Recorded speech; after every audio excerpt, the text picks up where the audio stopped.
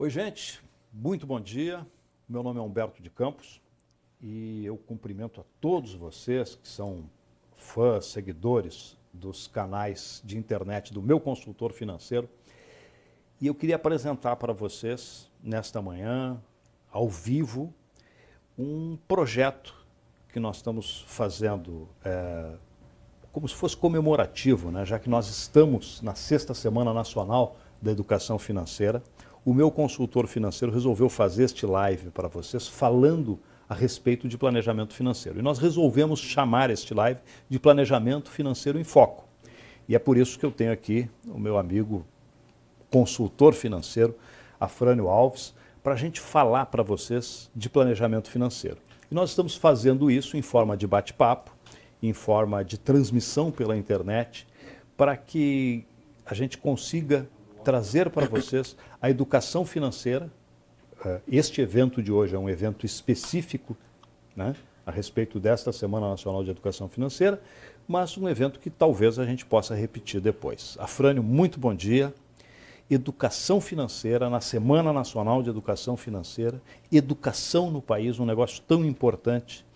Eu acho que temos bastante assunto para conversar aí durante 30, 40 minutos. Bom dia.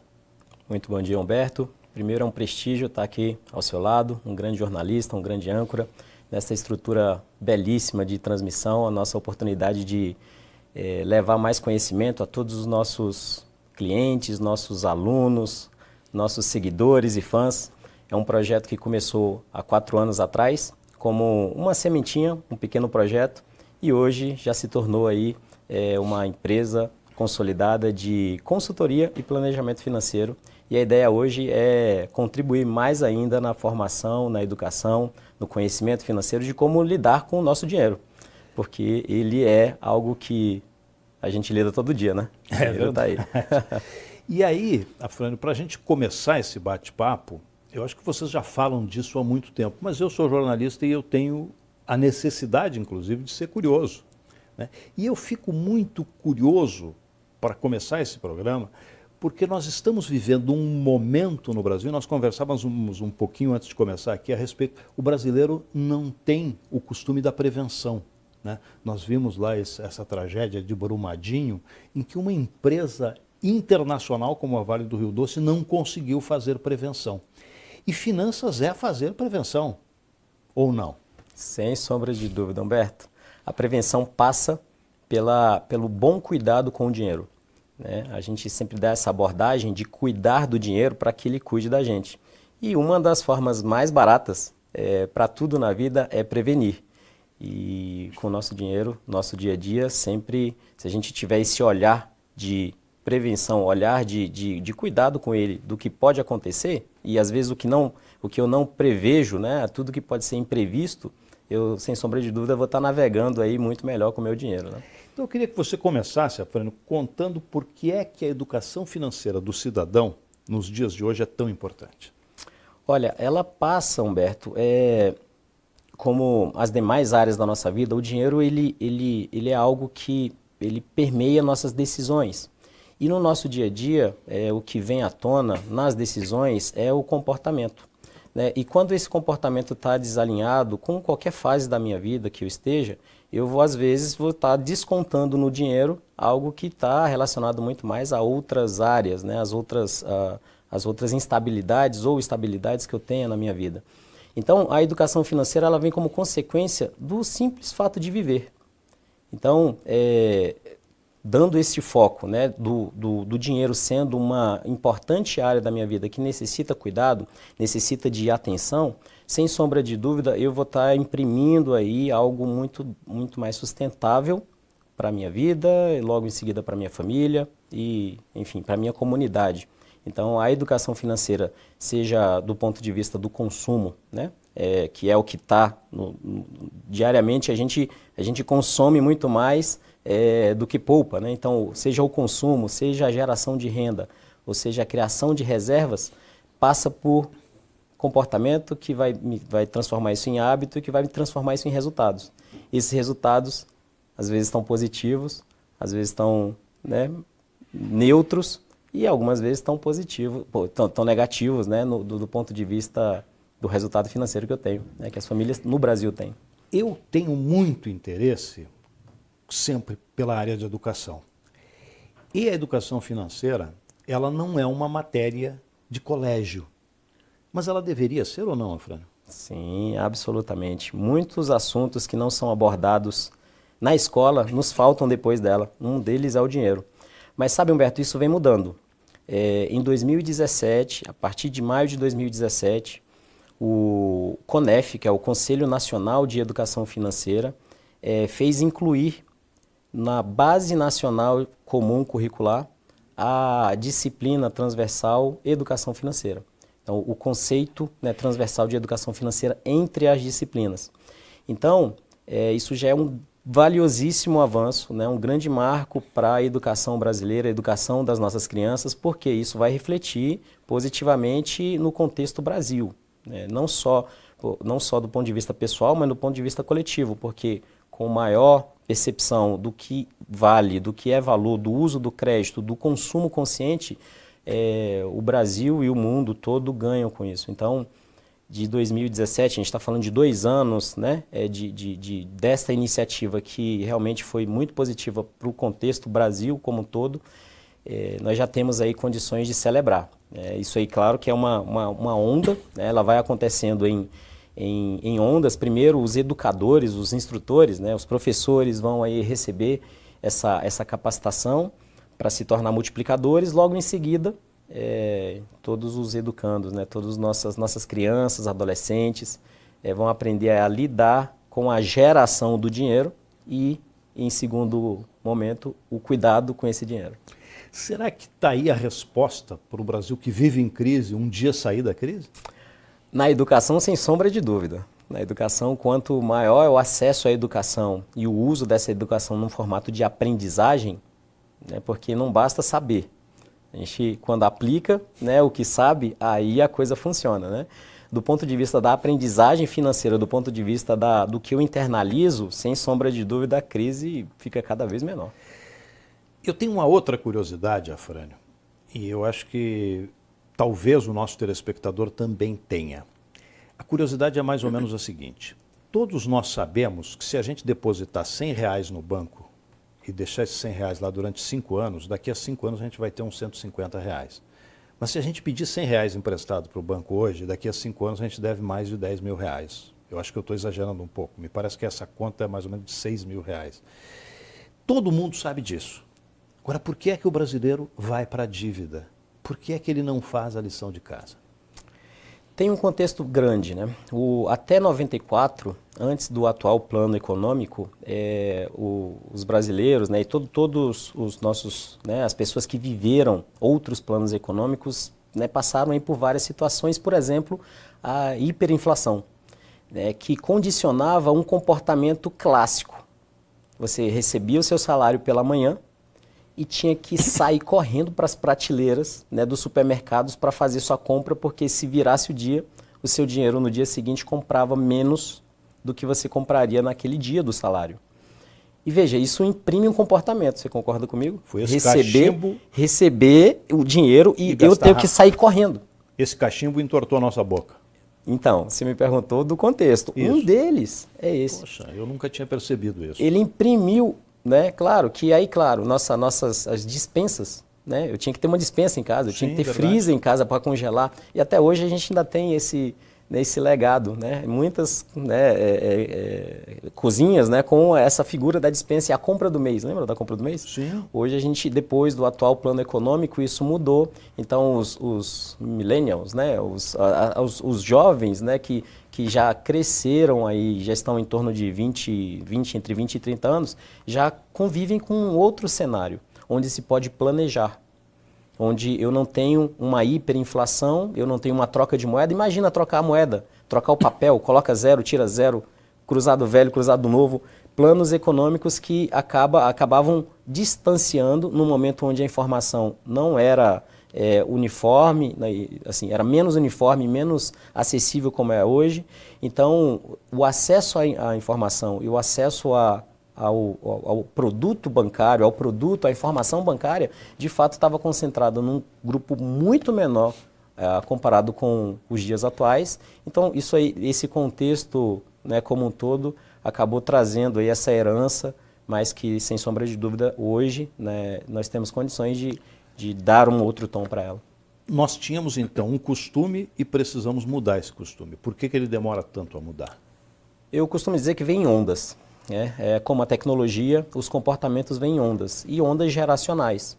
Veja que os nossos avós, né, num Brasil mais agrícola, né, transformaram aí, fizeram essa migração para um Brasil mais urbano, e aí isso veio, né, o próprio tamanho das famílias, né, as famílias de antigamente eram, né, muito maiores, porque eram agrícolas, e a força de trabalho no campo era necessária, porque a força de trabalho, mais filhos, significava mais ajuda na safra.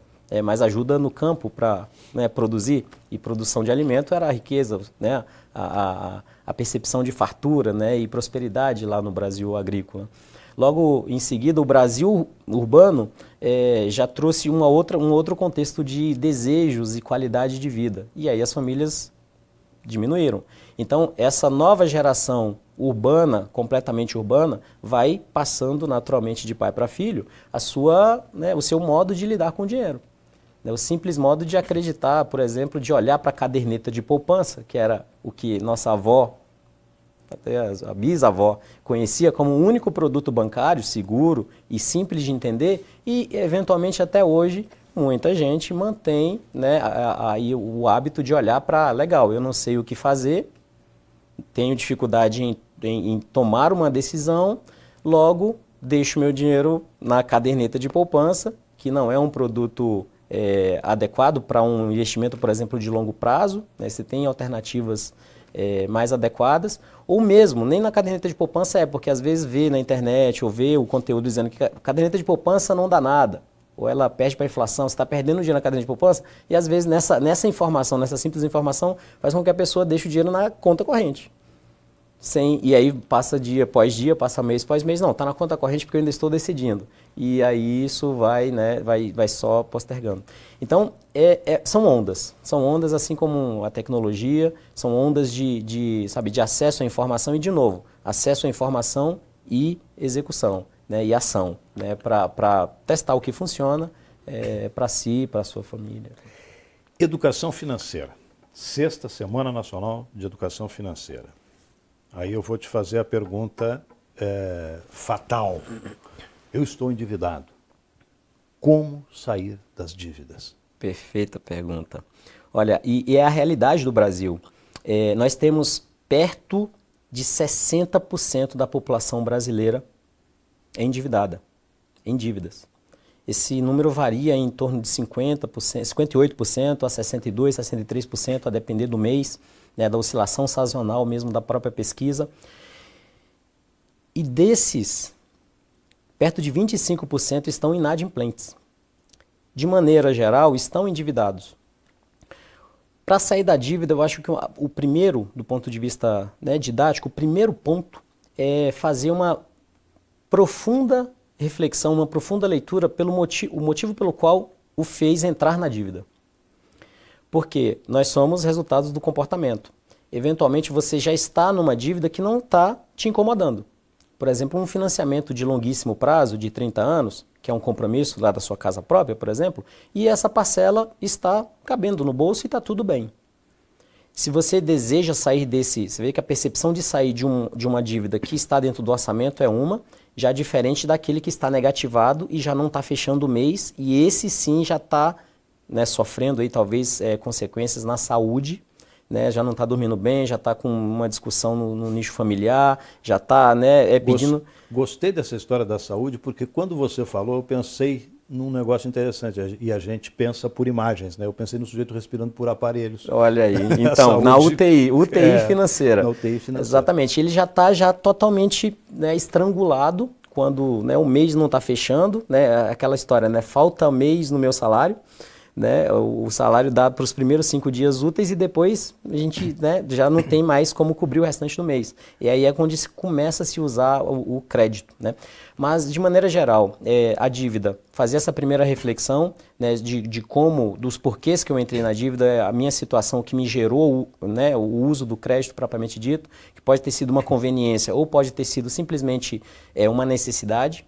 E essa necessidade são inúmeras, pode ser desemprego, pode ser, enfim, uma situação imprevista, né, dentro do mês.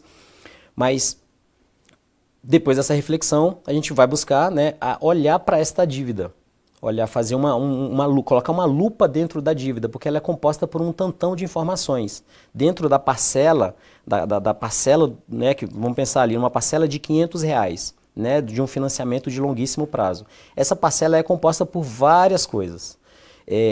Dentre, né, as informações que estão ali dentro, tem seguros, tem juros, tem custo, tem taxas ali dentro que você só conhece quando você vai lá, puxa seu extrato analítico e consegue entender o que está ali dentro. Ou o contrato, quando você assinou às vezes na correria, assinou sem ler todas as cláusulas, olhar para aquilo ali e entender o que está dentro daquela, o que compõe a sua dívida, te faz chegar num cara que aí a gente tem que agradecer o Banco Central por essa normatização, que ele batizou e obrigou a todos os credores a informar, para todos nós que vamos usar o crédito, um cara chamado custo efetivo total. Esse cara condensa todas essas informações num único número, num percentual, um número percentual. É o custo daquela operação. Quando eu dou foco para isso, né, eu já consigo olhar se eu tenho mais de uma dívida, né, na minha mão, se eu tenho várias, por exemplo, eu tenho uma dívida do consignado, eu tenho uma dívida do financiamento, eu tenho uma dívida do financiamento do carro, uma dívida na escola. Eu consigo olhar o custo de cada uma delas e, no terceiro passo, eu consigo saber qual que é a mais cara, qual que é a mais barata e, enfim, qual que é a mais cara, nesse gradiente de qual que é a mais cara, qual que é a mais barata. Num quarto passo, eu simplesmente vou fazer esse esforço e essa organização, essa gestão da minha dívida para trocar a minha dívida cara pela minha dívida barata. Trocar alternativas de dívida cara por alternativas de uso de crédito mais barato. Existem? Existem. Porque a economia ela é cíclica, né? Eventualmente, lá em 2015, a nossa taxa básica de juros ela estava num patamar quase mais que o dobro do que está hoje. Ela chegou a perto de 15% ao ano. E tem gente que ainda tem dívida pagando o juro de antigamente. Claro, 2015 a gente está falando de 4 anos. Um automóvel naquele momento que eu financiei em 5 anos ainda está aí, né? Tá? Eventualmente eu peguei essa dívida lá em 2015 altíssima, a 1,7, né? Um custo muito alto. E agora, nesse momento, eu consigo ler, e qual que é a oferta de crédito nesse momento? Tem uma oferta se eu peguei a um juro de 10% ao ano, eventualmente agora eu posso, né, se tem uma oferta de crédito a 8% ao ano, eu posso tomar essa dívida, esse crédito de 8% ao ano e fazer essa troca. Logo vai estar saindo menos dinheiro do meu bolso nesse momento que eu estou trocando um empréstimo caro por um barato. Agora me parece que tudo isso tem passo a passo, quer dizer, se você tiver organização para fazer. Exatamente. E é esse o seu trabalho. Exatamente. Ajudar as pessoas a se organizarem. Perfeito. Todo planejamento parte desse passo a passo e antes de mais nada, antes de partir para o passo a passo, é conhecer os passos e saber se de fato a família, a pessoa, aquele indivíduo que se predispõe a, não, eu quero sair do meu ponto A para chegar no meu ponto B, seja ele qual for. A gente sempre coloca o tom, Humberto, de bem-estar financeiro. Bem-estar financeiro, porque o seu bem-estar financeiro é próprio. Eu queria saber, às vezes eu me pergunto isso, eu queria saber como é que será viver como alguns amigos meus, eu estou bem.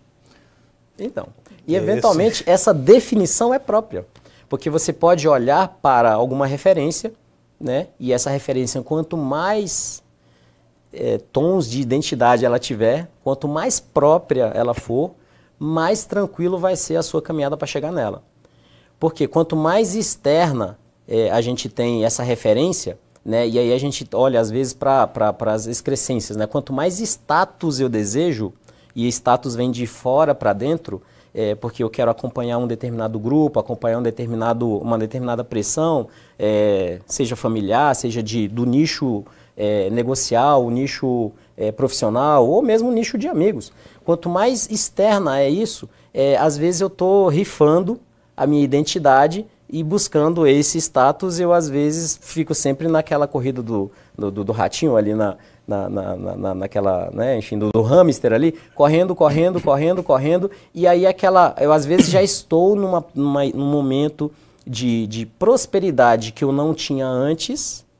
No momento que eu passo a olhar para a minha realidade hoje, bem melhor e mais próspera do que eu tinha antes, porém, com esse foco lá na frente em algo que às vezes é externo e não meu, eu fico nessa, mas vai ser legal quando chegar o próximo passo, Eventualmente, nas finanças, isso é um caminho, é uma corrida sem fim. Você quer dizer do sujeito que quer comprar um Camaro amarelo e não tem dinheiro para ter um carro popular. Então, às vezes o carro popular já é um grande passo, Sim. já é uma grande satisfação. Porém, quando o desejo está lá no Camaro e é legítimo esse desejo, não tem problema nenhum, né, em tê-lo, a questão é, como que eu posso olhar para o que eu tenho hoje e reconhecer isso e trazer essa percepção de bem-estar hoje? Você diria que o planejamento é tão fundamental para a educação financeira quanto para o consumo consciente? Quer dizer, se eu quiser o Camaro amarelo, eu tenho que me planejar para saber quantos passos eu vou dar até chegar ao Camaro amarelo.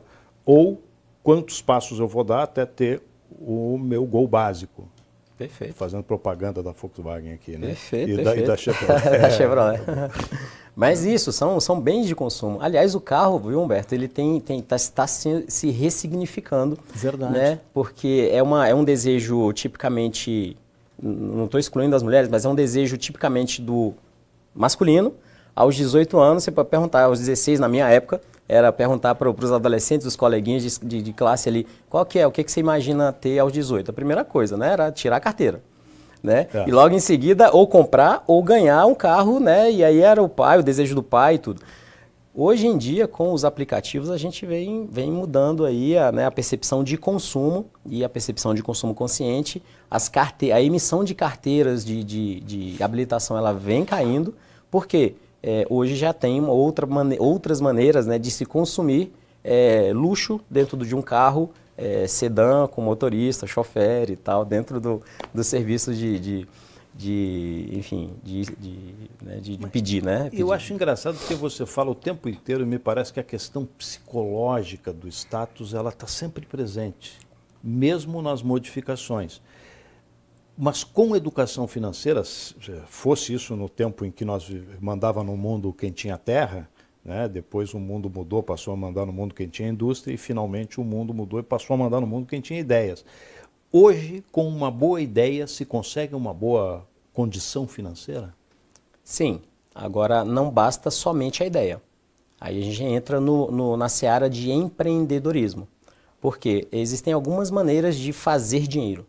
Né? Aliás, esse é o termo americano, né? Make money. Né? Diferente do nosso brasileiro, que é ganhar dinheiro, que é um verbo passivo. Geralmente é para ganhar quanto? Aquela oportunidade de salário, o concurso A, o concurso B, ganha quanto lá? Geralmente esse é o jargão.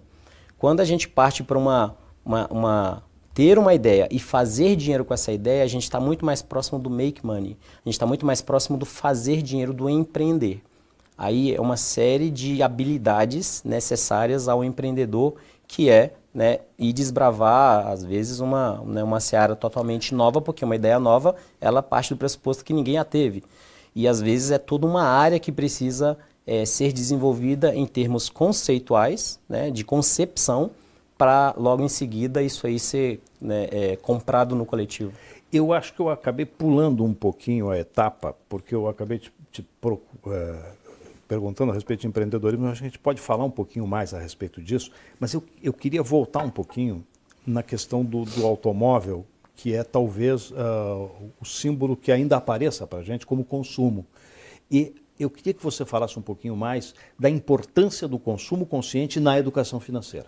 Perfeito, excelente colocação.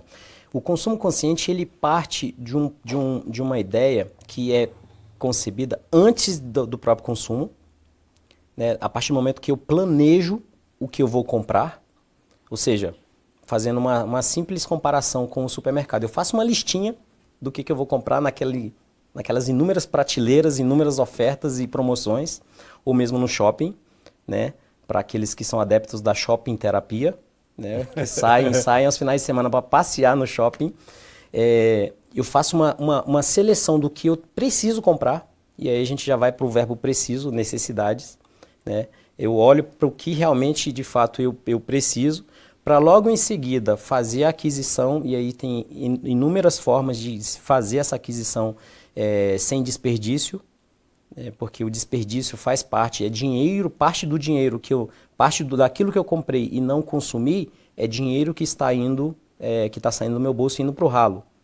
E a gente tem um exemplo clássico nisso, que é na própria alimentação e no desperdício e na perda de alimentos, que às vezes está lá no fundo da geladeira, aquela couve que a gente não usou no final de semana, aquele alface, os perecíveis que se vão, e às vezes eu não tomei o cuidado adequado para usá-lo, ali é dinheiro que está saindo. Então a gente parte da concepção do que eu vou comprar, né? Faço um planejamento simples, e aí é o hábito que vai me dizer se eu planejo ou não.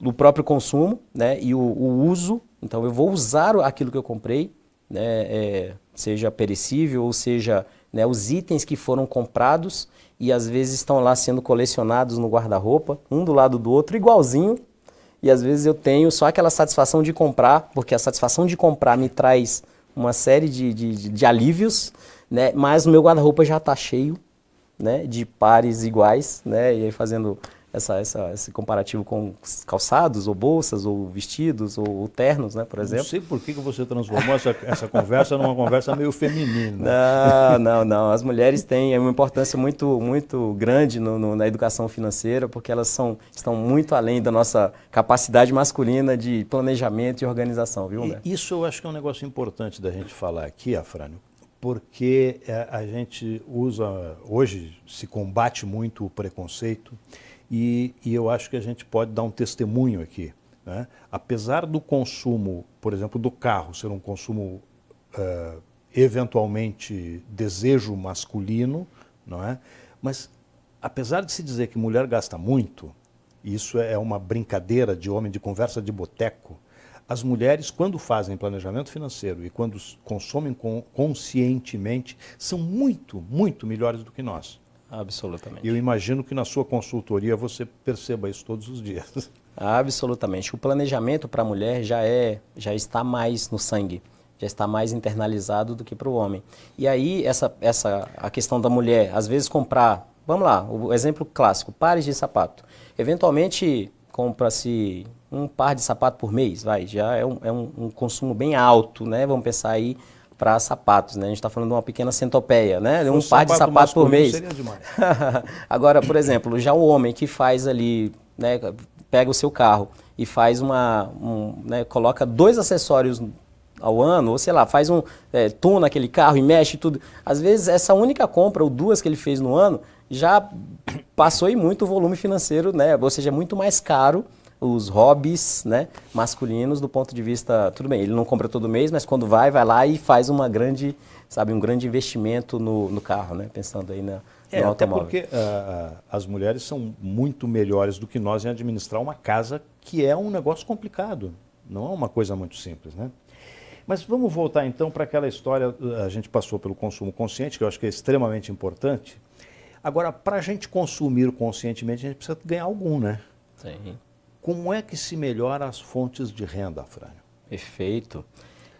Antes de mais nada, ter essa percepção de quais fontes de renda existem, né, no dia a dia, né? Por exemplo, se eu tenho só um emprego, só o meu emprego, né? Eu sou funcionário, trabalho de 8 às 18, né? 10 horas do dia são bloqueadas, e aquilo ali se torna minha renda principal.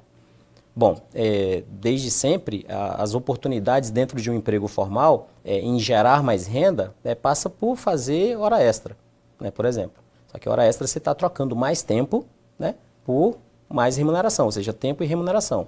Então, mas de alguma maneira isso já tem alguma forma, né, como você perguntou, como gerar mais renda, já é uma primeira abertura para gerar mais renda no seu mês, né? Mais uma fonte de receita.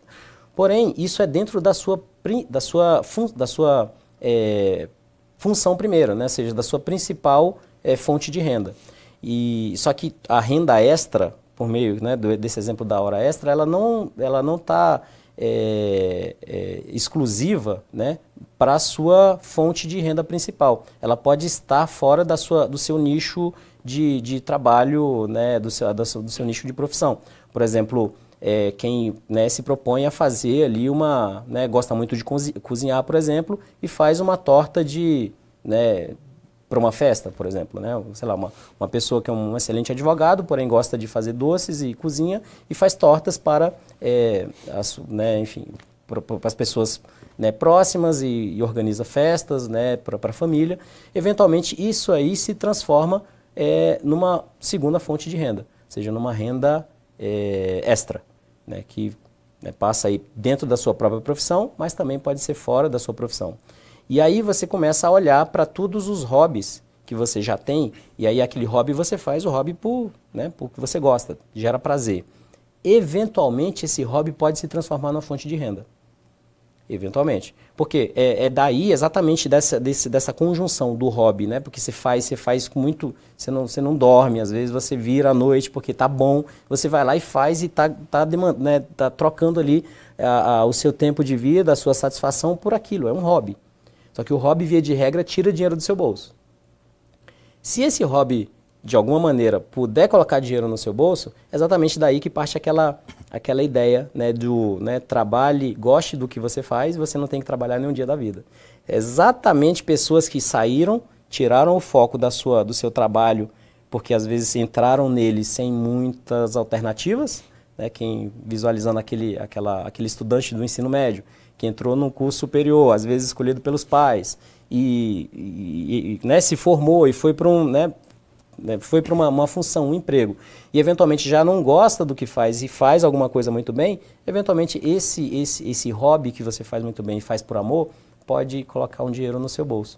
Então, isso aí pode ser muito uma forma de agregar, mas primeiro, passa por essa concepção. Você olhar, opa, legal, eu faço algo, né, já de sempre, que me traz satisfação, sabe? Me traz prazer. Então eu olho para isso com carinho, que eu posso começar a escrever, talvez um blog, começar a escrever alguma coisa, começar a coletar algumas informações que, por exemplo, um livro pode nascer dali. Esse livro, quando publicado e você, dentro da sua referência no que faz com prazer, né, que não é difícil você se despontar na sua área porque você gosta, você pode transformar esse livro em uma outra fonte de renda.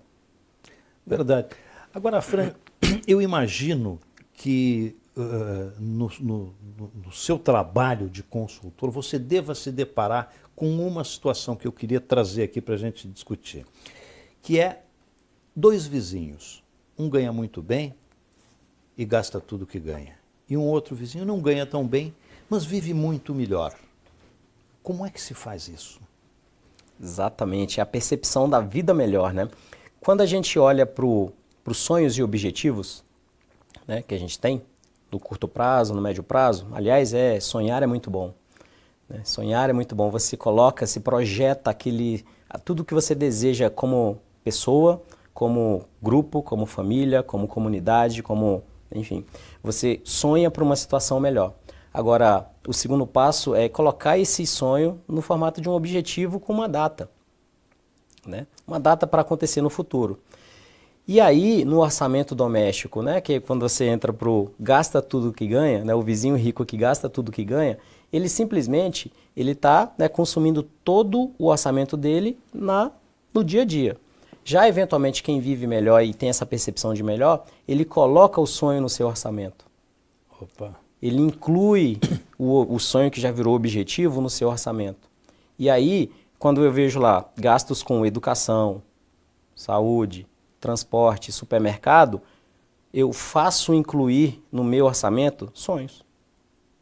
Então vamos pensar, próxima Copa do Mundo, né? Em 2022, lá em Dubai. Olha, é um sonho muito, muito bonito, né? De ir, um passeio legal, um mês lá em Dubai. Até eu que sou mais bobinho queria ir. Então, imagina, se você tem esse sonho, por exemplo, né, de ir a uma Copa do Mundo, e 2022 tem 3 anos para isso. Faça incluir no seu orçamento doméstico, no seu orçamento hoje, já no mês de maio, junho, uma linhazinha lá, Dubai. Porque assim você traz, desculpa, você traz a possibilidade de Dubai acontecer em 2022. Então, e aí você traz essa percepção de poupar, né? Porque Dubai não aconteceu, às vezes eu não posso nem comprar hotel para 2022, muito menos passagem. Mas eu já posso ir reservando, cara, reservando esse sonho, reservando um pouquinho todo mês, e quanto mais cedo eu começar a fazer isso, mais leve vai ser, porque Dubai tem um tamanho, né? Um tamanho de experiência de viagem que você queira, tem os ingressos, tem a passagem. Mas quando você se antecede à realização do sonho, é um pouquinho daquela ideia do bem-estar financeiro, né? Alguém que recebe menos consegue viver bem. Eventualmente essa percepção de bem-estar e sucesso. Se você metrifica o que é bem-estar, o que é sucesso, quando você chegar nele, você fala, pô, legal, olha como eu tenho mérito, como deu certo o meu planejamento. Então você começa a fazer isso para todos os objetivos de médio prazo e mais, longo prazo também, porque nós temos um período da nossa vida que é bastante sensível, que é a melhor idade, onde eventualmente as minhas receitas e o meu patrimônio não serão suficientes para garantir ou para me dar a qualidade de vida que eu desejo. Então, se eu puder fazer, né, poder deixar aqui uma orientação para todos os que estão assistindo e assistirão esse vídeo, coloque no seu orçamento a previsão orçamentária de dinheiro que vai todo mês para a sua melhor idade. Porque naquele momento você vai querer usufruir de, às vezes, muito mais bem-estar financeiro. E se você está fazendo isso durante a sua juventude, você tem a maior chance do mundo de estar entre 1% da população brasileira. Somente 1% dos idosos hoje no Brasil conseguem viver com as suas próprias seu próprio patrimônio e sua própria estrutura financeira. A gente está falando em torno de 2 milhões de brasileiros que têm essa oportunidade porque construíram, porque entenderam isso há algum tempo, né? Criaram uma estrutura financeira para viver com o seu próprio patrimônio, a sua própria estrutura. Então, que seja você aí o 2 milhões e 1, né? Né? Sabendo que você tem aí um tempo pela frente para construir a sua poupança, a sua reserva, a sua estrutura financeira para a sua melhor idade. Em resumo, o Afrânio está dizendo, faça a sua própria reforma da Previdência. É isso aí. Afrânio, para a gente encerrar esse programa, nós já estamos caminhando aí para os nossos 40 minutos combinados, eu só queria que você falasse um pouquinho, existe um percentual que eu deva tirar? Digamos que eu sou um assalariado e ganho, sei lá, R$1.000. Existe um percentual ideal para que você guarde, para fazer reserva financeira, para poder pensar na sua melhor idade, para poder pensar no seu Dubai? Existe uma fórmula que ajude você a chegar lá? Humberto, existe a iniciativa. Eu sempre dou o desafio de começar. Começar por algum percentual. Sem ação também não há solução, né? Começar, exatamente. Poxa, dentro de um salário mínimo, a gente sabe que no Brasil, com um salário mínimo, né, para se atender, né, todas as necessidades, é bastante apertado. E se o resumo da ópera é um salário mínimo de renda, eu desafio os meus alunos, desafio os nossos clientes a comece. Se R$50, que pode parecer muito, cabe no bolso, comece com 50. Ah, você pode mais? Chega no 10%, no dízimo. Faça o seu dízimo. Faça o dízimo do Humberto. Faça o seu dízimo, pensando em você. E aí é você amanhã. Amanhã que pode ser no dia seguinte a esse, ou amanhã em Dubai, em 2022, ou amanhã em 2050, 2060. Vou dar um testemunho aqui. Já que você falou em religião, as religiões gostam muito de testemunhos. Eu fui um sujeito sem educação financeira. E eu tenho uma filha de 23 anos a quem eu tentei dar uma educação financeira. E eu usei essa história do dízimo, não do ponto de vista religioso, mas mais ou menos como você está falando, dar o dízimo para você mesmo. Mas pensar o seguinte, se você ganha R$1.000, será que você não consegue viver com 900? E aí, se você ganha 500, dá para viver com 400 e... Quanto que dá os 10%? Quase 450, né? É. Né? R$50. E por aí vai. Se for R$5.000, dá para você viver com menos 10%. E todo mundo acho que sabe disso. O engraçado das conversas que eu tenho, que já tive com o Afrânio, não foram muitas, mas a gente sempre fala a respeito desse assunto, parece tão fácil, mas por que as pessoas fazem ficar tão difícil, Afrânio? Exatamente. E nesta ótica de um salário mínimo, né, todos vão se desenvolver e não tenho dúvida que daqui a pouco tem 2 salários mínimos, tem 3 salários mínimos, vai ter 10 salários mínimos. A grande questão, Humberto, é a seguinte: gerenciando o pouco te habilita a gerenciar o muito. Porque as pessoas invertem a coisa e começam a pensar que só quando eu ganhar mais é que eu vou conseguir fazer o que eu preciso fazer hoje ganhando menos. Não é por aí. É gerenciando um salário mínimo, R$1.000, que quando eu ganhar R$10.000 na minha projeção de vida, na minha construção de estrutura financeira, eu vou saber gerenciar porque eu já está impregnado. O dízimo, na forma de falar, é o 10%, né? Sim. Então, quando eu carimbo isso, cara, eu vou estar habilitado a fazer 15%, 20%, 30%, o que me ficar confortável. Eu sei que o Afrânio já ganhou o primeiro milhão da vida dele, mas existe uma imagem que eu acho que é interessante a gente colocar nesse tipo de programa de educação financeira, Afrânio, que é, digamos que eu ganhe R$5.000 por mês, e eu sou aquele vizinho que gasta todo o dinheiro. Eu gasto os meus 5.000, você ganha só 1.000, eu sei que não é isso. Mas você poupa os 10%, no final do ano você tem R$1.200, eu não tenho nada. Exatamente. Que essa imagem é importante para as pessoas, né? Exatamente, porque está no meu controle poupar. Poupar todo mês depende muito mais do como eu estou lidando diariamente, como eu estou girando essa roda do consumo. De novo, consumo consciente. Porque a todo momento, quando eu ligo a TV, quando hoje já está no WhatsApp, está nas redes sociais, tem em todo lugar, tem ofertas de compra, oferta de compra. E aí quem é o adepto a shopping terapia, tem vitrines preparadas com aquele número mágico de 70% de desconto para todo lado. Como eu estou rodando esse jogo do consumo, define como que vai estar minhas receitas e minhas despesas, né, todo mês. Quando isso aí estiver harmonizado do ponto de vista, eu entendo o que me faz bem, logo eu não preciso de mais despesas, mais consumo para talvez atender um status, satisfazer alguma coisa, né, algum desequilíbrio emocional. Então, eu começo a jogar o jogo do poupar. Poupar. Porque assim eu vou estar reservando vou estar construindo minha reserva financeira que vai me trazer de novo bem-estar de vida mais adiante. Eu fiz uma lista de 9 itens e só perguntei 8. O último item desta lista aqui é o item investimentos. Mas como nós estamos chegando nos nossos 40 minutos combinados, eu quero fazer como o sujeito que faz macrobiótica. Na macrobiótica, que é um tipo de alimentação, a gente sempre deixa um pouquinho de fome para a próxima refeição. Só para a gente encerrar, se eu poupar R$100, só ganhar 1.000 e poupar os meus 10%, eu tenho como investir os meus R$100? Tem sim. O canal mais clássico hoje que todo mundo conhece é a caderneta de poupança. Sim. Porém, existe uma oportunidade muito grande dentro de um outro produto que é incentivado pelo governo, que é os títulos públicos, né, por meio do programa Tesouro Direto. Então, a partir de R$38, salvo engano, você já consegue acessar esse tipo de investimento que, a depender dos seus objetivos, ele vai te atender de uma maneira muito satisfatória, sem exigir de você conhecimentos, sabe, de expert. O Tesouro Direto veio como uma alternativa aos produtos bancários, mas por meio do seu banco atual você tem acesso a ele.